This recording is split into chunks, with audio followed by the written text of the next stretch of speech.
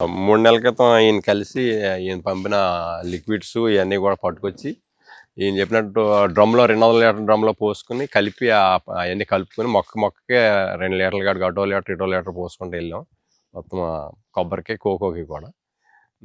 అప్పటి నుంచి కొంతవరకు ఇంకేం ఎరువులకు మట్టుకు మానేమం పూర్తిగా. తెల్లదోమ గురించి బాగా తగ్గుద్ది అన్న ఉద్దేశంతో దీంట్లోకి వచ్చాం. తెల్లదోమ కూడా కొంచెం కంట్రోల్లోకి వచ్చింది. మసి వరకేమో బాగా ఎక్కువగా పైనుంచి కిందకి పడుతుండేది. చెరుకు తోట తగలబెడితే ఎలా పడిదో మసి ఎగిరి వచ్చినట్టు అటువంటి ఉండేది. అదేమో కొంతవరకు బాగా తగ్గింది. ప్రస్తుతం అయితే తోట ఆరోగ్యంగానే హెల్దీగా ఉంది.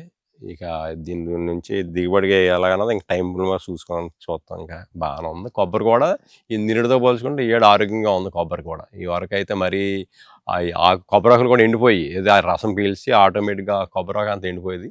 అది కొంతవరకు తగ్గింది. ఇప్పటికి 90 రోజులు పూర్తయింది మేము ఇది మొదలుపెట్టి. దీని నుంచి ఇంకా ముందుకెళ్ళి మళ్ళీ ఇంకోసారి కూడా ప్రొడక్షన్ దీన్ని వాడి ఏం చేయాలన్నది ఇంక దీంట్లో కొంచెం లోతుకి వెళ్ళాలని అనిపిస్తుందండి ముందు వ్యవసాయంలో.